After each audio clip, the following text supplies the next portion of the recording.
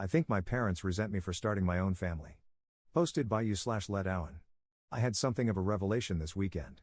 I'm still processing how I feel about it and considering whether I should confront my parents. Anyway, here it is. I believe my parents resent me for starting my own family. I, 40M, come from a big family. I'm the second oldest of 9 kids. My older sister, Jane, is just a year older than me. There is a 6-year gap between me and the next sibling, then my mom had a child every 2 to 3 years. Since Jane and I were the oldest, we always helped with the younger kids and the chores around the house. In fact, it was common for my parents and other adults to refer to us as Jane and Op and the kids. It was like Jane and I weren't considered children, we were more like 2 other adults living in the house. We were homeschooled, so we were home all the time. Part of my job was to wake up, make breakfast for the kids, and get them started with their school or activities before I started my own schoolwork. Jane would sleep in because she was more of a night owl, and it was her job to help at night with the baby, because there was always a baby. Jane and I did most of the chores around the house. We took turns either cleaning the kitchen or doing the laundry, of which there was a lot. I did all the guy stuff, like mowing the yard and taking out the trash. As I got older, I would delegate some of these chores to my younger brothers, but it was still my responsibility to make sure they got done. Once I was old enough to drive, I would run errands and take the kids everywhere. I can't tell you how many times I took the kids to things like playdates or doctor's appointments. I often tucked the kids into bed and told them stories. To me, these things were just normal, but looking back, I was more like a second dad to the kids than a brother. Jane and I did have a lot of freedom as teenagers to go out with our friends, as long as the chores were done. We didn't have cell phones back then. If we wanted to go out, we would just tell our parents, and they didn't care as long as we were back by the next morning. I moved out when I was 20, but I still spent a lot of time at my parents' house, and one of my younger siblings was almost always at my house. One brother, JJ, pretty much lived with me from the age of 14 because he and our mom didn't get along. When JJ was 17, he got in a wreck and called me instead of calling Dad, because I was the one who handled those kinds of things. During all this time, my parents always talked about how important it was for Jane and me to help with the kids because they were so busy with their ministry. I can't count how many times I had to drop what I was doing to take care of something because Mom or Dad was counseling someone. Sorry, I feel like I'm rambling. I hope I've painted an accurate picture of my childhood. Let's move on. I hadn't really dated much, but when I was 25, I met and started dating Anne. We fell in love fast and got married less than a year later. My younger siblings love Anne. She's a great cook and hostess. Our house became the hangout spot. My younger siblings started calling her Mama Anne, something they still do to this day. We've now been married 15 years and have 2 kids of our own. My mom and Jane did not like Anne. Jane and Anne get along okay now, but Anne and my mom do not have a good relationship. I never understood why, but I think I've finally figured out it's because they see Anne as having taken me away. As Anne and I focused on our relationship and started a family, I spent less and less time doing things for my parents. My dad liked Anne at first, but over the past few years, their relationship has soured. Throughout the years, my dad has made comments to me about keeping up my responsibilities. One time, he called me about one of the younger kids, who had gotten in a fight with my mom, and said, "You better get your brother and change his attitude. It's not okay how he treated your mom, and you are going to make him apologize." A few years ago, Anne and I set some boundaries with my parents, telling them we were not going to raise or discipline their kids. Our home is always open to my siblings, but we no longer let my parents try to use us to straighten them up. My parents have not taken this well. About a year ago, Anne injured her foot and couldn't walk for a while. Just as she was getting better, I was diagnosed with kidney disease, which then turned into kidney failure. I've had several surgeries, with another one coming in a few weeks. It's been a rough year. During this time, my parents have not only refused to help, but they've also actively made things harder for us. Things like promising to help with our kids but then canceling at the last minute, usually because something ministry-related came up. Recently, my sister-in-law, who lives in another state, had a baby, and my mom has been staying with her and helping for the past 6 weeks. My sister-in-law has said that Mom is a godsend and is so wonderful. My dad has gone to help every weekend. This hurts me because my mom wouldn't give us a single night to help with our youngest when he was born. Anyway, I'm sorry this post has turned out longer than I thought it would. I needed to get some of this off my chest. This weekend, I was talking to another sister and telling her how I don't understand why Mom and Dad don't treat me like they do the rest of the kids, even Jane. It's like I'm not one of their children. And it just kind of hit me that they resent me for getting married, starting my own family, and leaving them to raise their own kids. Part of me is relieved to finally realize why they treat me like they do, and part of me is sad. I'm kind of scared about this upcoming surgery, and I really wish I had a parent I could talk to about it. But I don't feel like I have parents, just some people I co-parented my siblings with. /relevant comments. Commenter. Your parents used religion as an excuse not to parent. It was extremely poor parenting, and it was wrong of them to expect you to do the job they should have been doing. Your parents need a wake-up call about their selfishness. Hit them hard with what they've done wrong, then go no contact. You don't need that kind of negativity in your life. Ops response. That's hard to hear, but you might be right. Commenter 2. Your parents seem so absent from your life. I am so sorry that has happened to you. Take this time to focus on your real family, your wife and kids. That should be your priority now that your folks have revealed themselves for who they really are. Parentification is a type of abuse and neglect, and you've certainly suffered from it. Ops response. Absent from my life is a very good way to put it. Even though I see them frequently, they have no idea what is actually going on with me. When I had my first surgery last year, my mom told people, Op is having a surgery and has to do treatments for a few weeks, then he will be all better. I had to call her and say, Mom, stop telling people that. The surgery is to have a port installed in my body so I can do treatments which I have to do for the rest of my life. I will not be all better in a few weeks. Even with that, she is completely checked out. But at least she gets to be grandmother of the year for my brother and sister-in-law. Commenter 3. Is it possible your mom is a narcissist and actually resents the attention you would have from being sick? Or maybe she is an idiot. Those seem like the only two options to me. I am so sorry you are dealing with this. Hopefully, some of your younger siblings can help you in the future. Ops response. Yes, she is a narcissist. I think she is purposely in denial about my illness because then she would have to admit that she is not helping her sick child. The younger siblings who live close have helped a lot, and the ones that don't live close have still helped with moral support. Update 2 days later. I spoke with my wife, Anne, about it last night. I said something along the lines of, I've realized that my parents resent me for starting my own family and not helping them as much, and that is why they treat me so differently. And I think you've been trying to gently tell me this for years, but I was too dense to get it. We were sitting in bed at the time, and she leaned over, patted me on the head, and said, You are so pretty. I laughed for like 10 minutes. It was a great emotional release. A lot of you said she sounds wonderful, and she really is. I just can't express how much I love her. About Jane, my older sister, Jane did get married and start a family about 2 years after I did.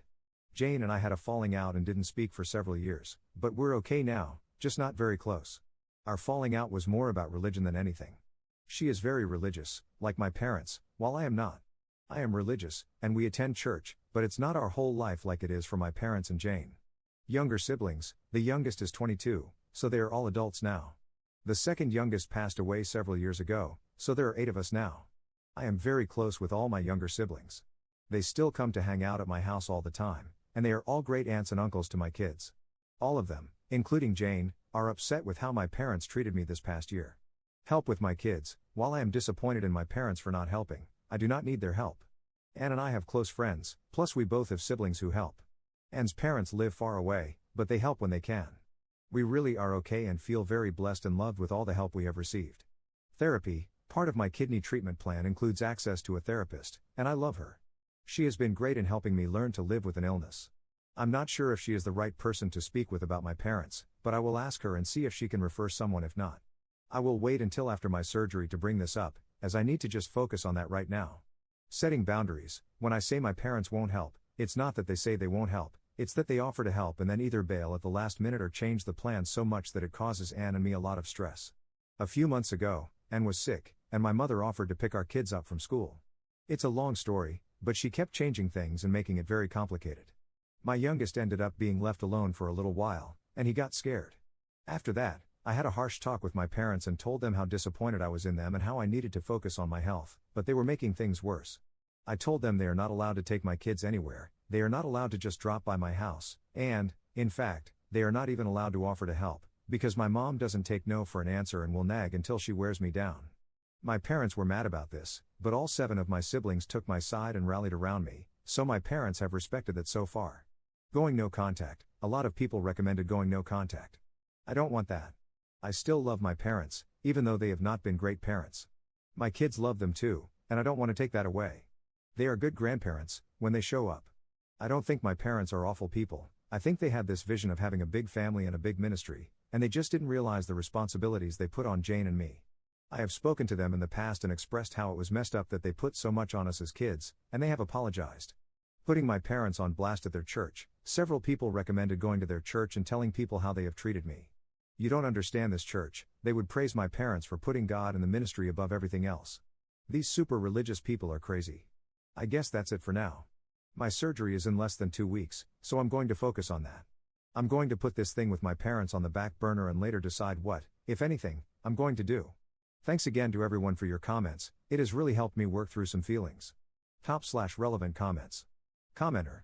I'm going to say something you should repeat to your therapist. Having part-time good parents means they were all the time bad parents. Now, just repeat that to your therapist, and they will understand. Let me explain. If you're a parent, you don't get time off or get to turn it off just because it's inconvenient. Think about your own life. You have a serious illness. Have you ever slacked off in your care of your kids? Probably not. It might have changed how you did things, but you were still a good parent 99% of the time, 1% for times when we mess up. I hate to say this, but those good parent moments were nothing more than a show. It's a form of gaslighting. Second update 3 weeks later. Thanks to everyone who reached out and wished me a speedy recovery. My surgery was last week, and it's going better than expected. All the surgeries and treatments over the past year felt like they were just keeping me alive, but with this surgery, a kidney transplant, I feel like I'm working towards getting my normal life back. It's been hard and painful, but I was expecting it to be worse, so I can't complain at all. Anne is always telling me that she doesn't get enough credit for being funny, so the fact that so many of you laughed when she told me I was pretty has made her happy. She said, "I like these Reddit people." This whole post started because I was having a conversation with one of my sisters, I'll call her Six, since I can't keep making up names. Plus, she's following this thread and will hate that I'm calling her that.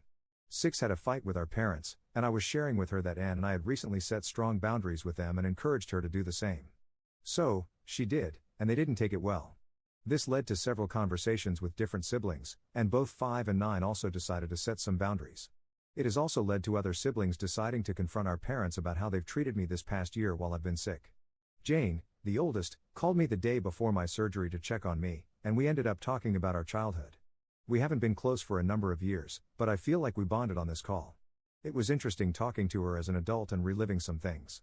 She's been in therapy for a few years, and she said sometimes she'll be talking, and her therapist will stop her and say, "Jane, you just casually rolled through some messed up stuff. We need to stop and unpack this." For a long time, I blamed her for the way she treated me when we were younger, but now I'm beginning to understand that she was also just a kid trying to cope. I have a lot more grace for her now. We've been texting a lot over the past few weeks. My parents did visit after the surgery, but we didn't talk about any family drama. My siblings have said they're not taking these new boundaries well at all. I hope that one day they wake up, realize that all 8 of their children are disappointed in them, and work to be better people, but I'm not holding my breath. It seems they're placing all the blame like they normally do. This is just an attack by the devil. Anne and I decided that, moving forward, we're going to continue low contact with strong boundaries. With such a large family, going no contact would be hard and create a lot of awkward situations where we'd still have to see them. We've also talked to our kids, and they've both expressed that they want to have a relationship with their grandparents. While I don't expect my parents to change, I do believe they'll respect our boundaries. My attitude toward them has also changed. I no longer feel like I owe them anything. We'll continue a relationship with them because it's what's best for my family, not because they deserve it. Lastly, I received a recommendation for a family therapist, and I have an appointment scheduled for next month. Third update 2 years later. I have tried a bunch of times to write an update, but I end up either not being able to find the words or I ramble for 10 pages, mostly about my health. I'm just going to push through, and I hope this makes sense. Shortly after my first post, I had a kidney transplant, May of 2023. Recovering has been the main focus of my life, but it is not the point of this update, so I'll try to keep this part brief. Things were great just after the transplant, and I recovered much quicker than anticipated. Then I got a stupid virus that caused some minor setbacks. That ended up leading to a bigger setback, and my body began to reject the new kidney. It was not a fun time, and I spent the holidays last year, 2024, in and out of the hospital undergoing various treatments. While the treatments were tough, they did their job. My body is now showing no signs of rejection, and the virus is under control. Maintaining my health and new kidney will be a lifelong journey, but right now everything is stable, and I'm feeling better than I have since before I started getting sick in 2023. I had talked about how my older sister, Jane, and I didn't speak for years, and when we finally did, we kept our distance. She had reached out after I made my first post, and I was starting to work through some things, and we talked about how we were raised. We had both recently learned the term parentification, and we talked about that. We trauma bonded, another term I had recently learned, and started talking more. Her family ended up coming to town late in 2023 and stayed for a few weeks, and we really got a chance to talk and connect. I had judged her harshly for things she had done during our childhood, but came to realize she was just a kid who was under a lot of pressure, forced to raise a bunch of kids, and she was desperate to have some control in her life, and it just happened to be me. There were lots of tears and apologies on both sides because I was not always kind to her either. We have become closer than we ever have been and talk a couple of times a month. My family is going to visit her family this summer. Our kids are excited, as they have become close as well. I'm not sure how to tackle this next part about my parents. My first post was prompted because some drama with my parents and several siblings had come to a head, including how my parents had not been helpful while I was dealing with my kidney issues. We all banded together and set strong boundaries with our parents, which they did not take well at first. Someone said, "It sounds like you and your siblings are bullying your parents into being better people, and that might be the best way to describe what happened." Just before my surgery, I had a very blunt conversation with my parents. I had prepared for it and written out key points I wanted to say. I was not angry when we spoke and just clearly laid out several examples of how they had not only failed to help but had made things harder for my family while I was sick. I basically told them I did not need or want their help because I could not trust them. Something about that, and my siblings all coming together, seemed to make something click with my dad. He didn't say much at the time, but he also didn't defend himself or try to shift the blame. Over the next few months, they would text about once a week to check in. If we were feeling up to it, I would invite them to stop by, and they did. A few times they offered to drop off a meal, and we accepted. The few times I was not feeling up to it, they did not push. This was all part of the boundaries I had set, and they respected it.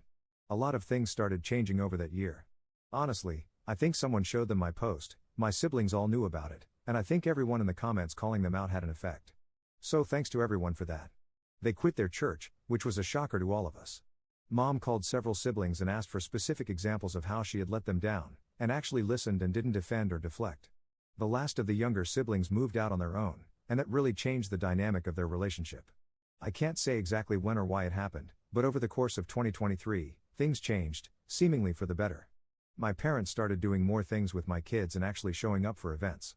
I saw they were making an effort and had a talk with them, telling them that if they really wanted to connect, they would have to find things my kids liked and figure out a way to participate. I told them they can't just plan something they want to do and expect my kids to tag along. My dad found a hobby that my oldest was interested in, and they have gone down a whole rabbit hole with that. My mom and youngest discovered a restaurant they really like, and they go there together. It's not perfect, but they are building a relationship that seems healthy. My wife and I are still cautious but optimistic. As for my relationship with them, I have just kind of disconnected emotionally. As a teenager, I read Ender's Game, and I related to Ender, in the way the adults were always setting him up so that he knew he would never have backup. He had to win on his own or die trying. I felt like that most of my life, no backup, no support from any adult, just me, and later my wife. I've built my own support system with my peers, and that's good enough. I'm glad my kids are finally getting decent grandparents, but I'll never have a serious conversation with my parents about what's going on with me. On hard days, I have my wife and a few close friends, and I feel incredibly lucky, as that's more than a lot of people. Well, I'm going to stop there before I really start to just ramble. Thanks to everyone who has reached out to offer support and kind words. Hearing stories from people with similar backgrounds can be very comforting.